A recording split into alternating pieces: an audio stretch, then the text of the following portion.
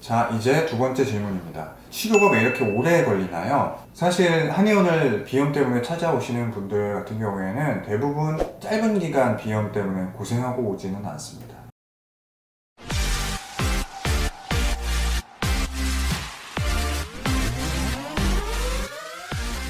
안녕하세요. 당신을 위한 솔직한 의료정보, 저는 미즈마의원 분당점 조용훈 원장입니다. 반갑습니다. 오늘 제가 이야기할 주제는요, 비염 환자분들이 실제로 한의원에 내원하셔서 많이 물어보는 질문 탑3입니다. 대부분은 사실 찾아오시기 전에 인터넷이라든가 아니면은 이제 주변에서 정보를 많이 듣고 오시기 때문에 사실 많은 부분들을 궁금증을 해소하신 상태에서 오는 경우가 많아요. 그런데 이제 인터넷이라든가 아니면은 단순히 이제 알아보기 힘든 정보들에 대해서는 이제 내원하셔서 뭐 진료를 보시면서 저한테 물어보시는 경우가 많기 때문에 그런 질문들이 거의 비슷합니다. 그 중에서 특히나 이제 많이 듣는 세 가지 질문에 대해서 여러분들과 함께 이야기를 해보려고 합니다. 비염 환자분들이 진료실에서 가장 많이 물어보는 질문 탑3 중에 첫 번째입니다. 비염이 완치가 되나요? 예전에 우리 미소로드에서도 한번 이야기했었죠. 비염이 완치가 되나요? 그때 답은 뭐였죠? 비염의 완치라는 개념은 표현하기가 좀 어렵습니다. 마치 감기가 완치가 되느냐 하고 똑같은 질문인데요. 감기가 완치가 되나요, 여러분?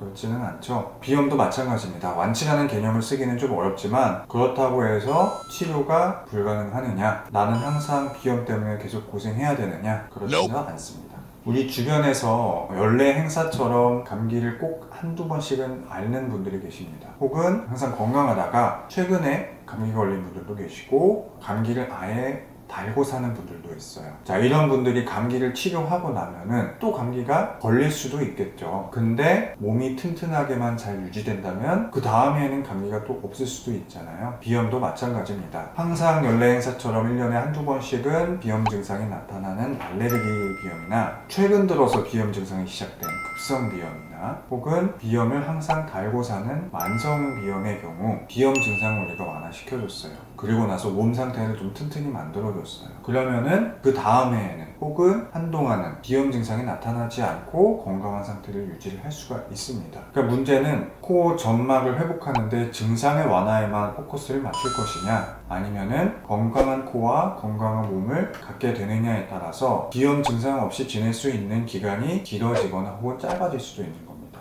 관리가 잘 된다면 비염 증상이 없이도 잘 지낼 수 있다는 이야기예요. 자, 이제 두 번째 질문입니다. 치료가 왜 이렇게 오래 걸리나요? 사실 한의원을 비염 때문에 찾아오시는 분들 같은 경우에는 대부분 짧은 기간 비염 때문에 고생하고 오지는 않습니다. 장시간 비염 때문에 고생하고 오세요.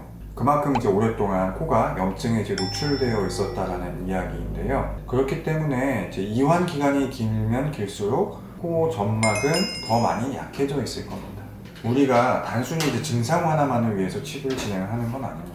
물론 증상 완화에도 코가 많이 안 좋으신 분들은 증상 완화에도 시간이 많이 걸리지만 증상을 완화하고 그 이후에 코를 튼튼하게 만드는 과정, 몸 전체를 튼튼하게 만드는 전인적인 관점에서 치료가 그만큼 길게 걸릴 수밖에 없어요. 증상 완화하는 데는 아주 긴 시간이 필요하지는 않아요. 단기간의 치료로도 증상 완화가 되거든요. 근데 증상 완화가 되고 나면은 그게 다입니다. 또 어떤 조건이 되면은 다시 비염 증상이 나타나게 될 거고 또 코를 치료를 하기 위해서 이제 수소문하고 고생을 좀 하셔야 될 거예요.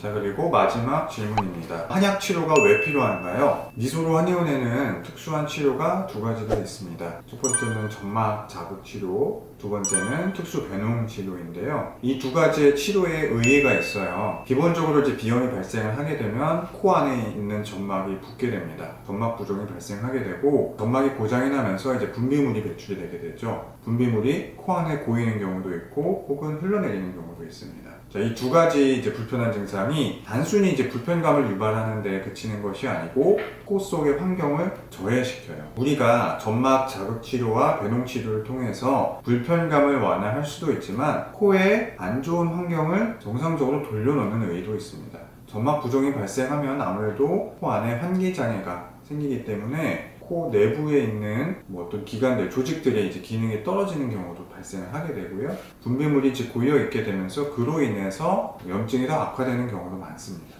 이런 것들을 해결해 주어야지 코가 다시 정상적으로 돌아갈 수 있는 환경을 만들어 줄 수가 있는 건데, 문제는 단순히 이제 환경을 깨끗하게 만들어 준다고 해서 코가 저절로 좋아지는 것은 아닙니다. 점막에 있는 염증, 그리고 근본적인 이제 호흡기 면역 체계의 부실함이라는 것은 단순히 외과적인 처치만으로는 회복되기가 어려운 경우가 많습니다. 이런 부분들을 개선시켜주기 위해서, 즉 염증을 완화시켜주고 호흡기 면역 체계에 부실해져 있는 면역 체계를 튼튼하게 만들어주기 위해서 저희가 뇌과적인 방법으로서 쓸 수 있는 게 한약치료이기 때문에 한약치료를 같이 병행을 하는 게 좋다라는 이야기를 이제 드리는 겁니다. 자, 지금까지 실제로 환자분들이 많이 질문하는 것들, 진료실에 들어오셔서 저한테 질문을 많이 해주시는 부분들에 대해서 설명을 좀 드렸습니다. 이것 외에도 사실 환자분 개개인별로 더 궁금한 것들이 더 많을 수 있어요. 인터넷에서 찾아볼 수 없는 것, 혹은 인터넷에서 이제 잘못된 정보들이 돌아다니는 경우가 있기 때문에 더 궁금한 것이 있으시다면 댓글을 통해서 남겨주신다면 저희가 또 다음번에 그 질문들을 다 살펴보고 궁금증을 풀어드리도록 하겠습니다. 그러면 여러분 구독, 좋아요, 알림 설정 부탁드릴게요.